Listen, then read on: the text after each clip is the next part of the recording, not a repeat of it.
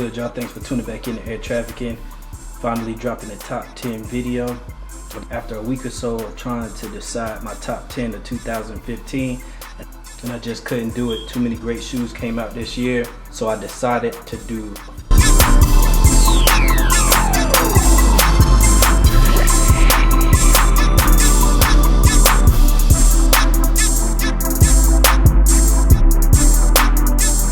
Coming in at number 10, we got the Reebok Question All-Star. Basically, this is a collaboration between Sneakers and Stuff, which is a Euro shop, and Packer Shoes, which I believe is located in New York. And those two collaborated, I think, on either 4 or 5 Reebok sneakers. During All-Star Week, they launched a Token 38 pop-up shop. And the whole time I was just hoping that they weren't going to actually sell out, because at first the pairs were only exclusively released to those at the All-Star game, and then later on towards the end they actually released them online, which is where I was able to pick up my shoe. But overall, definitely a nice shoe. The suede is really nice, and definitely glad to have it in the collection. Coming in at number 9, we got the LeBron 12 EXT Wheat 12th generation. This was a shoe that definitely was on my radar ever since they first leaked photos of it. I was actually able to purchase these a month before they even released, and I actually ended up selling one of them for $450 before the release actually dropped. So basically that paid for my pair. The shoe is definitely clean in my opinion. The suede quality is on point, and believe it or not, these are actually available on Nike.com on clearance, which I can't believe. The shoe, of course, is a nod to LeBron's first All-Star game in which he wore the Wheat Air Zoom Generations, and to me it's definitely the perfect alternative to the Flax Air Force Ones that released this year. Coming in at number 8 is the Air Max 95 Greedies, and believe it or not, this is the first Air Max that I ever purchased. This shoe had 2 release dates. It released in Europe first, and the US date got pushed back. The shoe definitely pops, and it's a clean colorway in my opinion. It has the What the theme to it, as it includes 4 OG Air Max 95 colorway, all in one pair of shoes. Believe it or not, I've owned this shoe twice now. The first pair that I picked up, I ended up selling. Immediately regretted it, and searched for about a week and a half to find another pair in my size. Was able to pick that up, and this one's here to stay. Coming in at number 7, we got the Nike Air Foamposite 1 in the Hologram colorway. And I think they did an awesome job on these, man. The paint is just wet. It's got that water and oil mixed iridescence on the upper. Definitely a clean shoe and one of the top for this year. Coming in at number 6 is the LeBron 13 Doernbecher.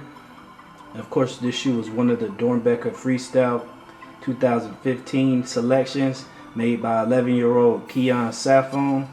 And I have to give him credit, he did an excellent job on the shoe overall. I was on the fence about the LeBron 13 at first. This one definitely drew my interest, and hopefully I'll be picking up more LeBron 13s down the line.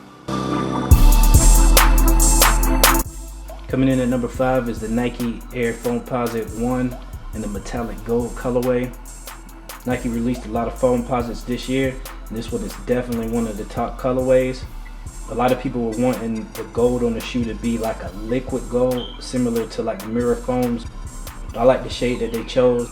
The only thing I wish that they would have done differently is made the sole black. But regardless of the blue sole, the gold colorway still lands at the number 5 spot on my list. It's a very dope colorway on a timeless silhouette. Coming in at the number 4 spot is the Adidas Yeezy Boost 350s. This color in particular is the Moonrock colorway. In my opinion, is one of the better colorways. When these first released, I was kind of on the fence about this particular model, but over the course of the year, I've grown to respect it. I definitely prefer the Nike and Kanye collabs over his Boost models, but I'm not paying $5,000 for no shoe. But anyway, as I said, the Moonrock colorway was definitely one of the better colorways.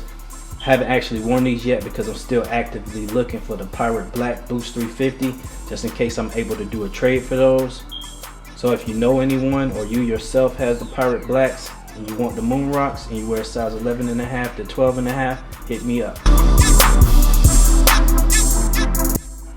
Now coming in at number 3 on my list is the Nike Dunk Burnished Leather. And this year when we talked about quality, a lot of us instantly went to the Jordan 1 Shattered backboards. But in my mind, I go straight to these.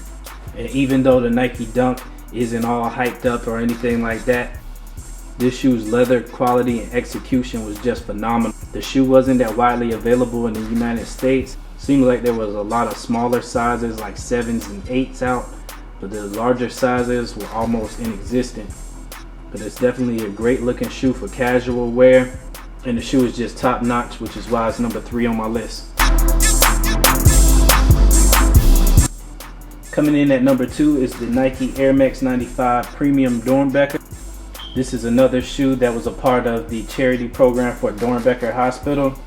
And this one was definitely one of my favorite shoes out of all of the lineup. This shoe was designed by Jacob Burnished. He has a rare heart condition, which causes for him to have a device placed in his heart to keep his heart pumping, which earned him the name the Bionic Boy. Hence the circuit board graphics around the entire upper of the shoe. Not only is it a dope colorway, but the shoe actually has 3M around the entire upper as well, which makes it 10 times doper. This is the second pair of Air Max 95s that I picked up this year. Definitely glad to have it in the collection while also being able to donate to charity. Now coming in at the number 1 spot is the Nike Air Foamposite 1 All-Star, aka the infamous mirror foams, aka the pillars. Now this shoe is definitely a tough one to secure. Prices were around $1,000 after the initial release. When these first released, it was almost impossible for me to get them. But anyway, fortunately enough, they did have a restock of these. And when they released them, obviously I was able to pick them up. Been some pretty horrible images floating around claiming that the mirror coat on these peel with limited wears. I've been fortunate enough not to have that problem, but it definitely would be a shame if these were to start to peel, especially with the heavy price tag that they pack. But other than that specific quality issue that I may or may not experience, the shoe all in all still belongs at the number 1 spot on my list. Definitely glad to have this one in my collection. It's here to stay. The concept and colorway is amazing. Foamposites are durable and last forever, which is why I hold the number 1 spot. Well guys, that wraps up my top 10 releases of 2015, excluding the Jordans of course. Be on the lookouts for parts 2, 3, and 4 releasing sometime in the next week or so. Drop a comment down below and let me know what your top 3 non-Jordan releases of 2015 were. I hope everybody had a safe and happy new year. Make sure you subscribe to the channel if you're not already. Share the video if you're able to do so. Follow me on Twitter, Instagram, and Snapchat at the name you see down in the bottom right hand corner. And keep it locked to air trafficking. This is my year. Till next time, I'm taking off.